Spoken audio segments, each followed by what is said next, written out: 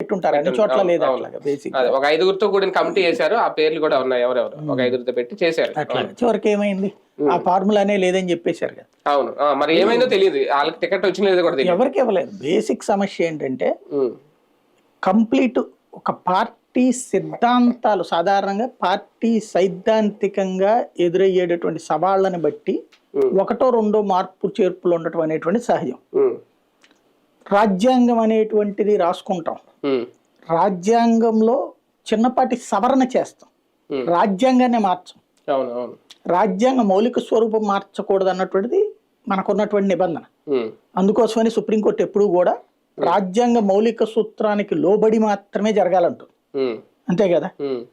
అధికరణాలు మార్చం మనం, అధికరణాలలో ఉన్నటువంటి అంశాలకి యాడింగ్ తీయడము సవరణలు చేస్తాం.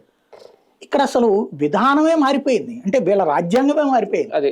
జనసేన రాజ్యాంగం ఏంటి, జీరో బడ్జెట్ పాలిటిక్స్. ఇప్పుడు అది అనవసరం అని చెప్పేశారు, అనవసరం అని చెప్పేశారు.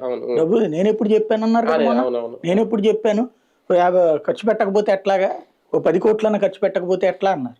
అంటే వాళ్ళ పార్టీ మౌలిక రాజ్యాంగం మార్చేసినాడు.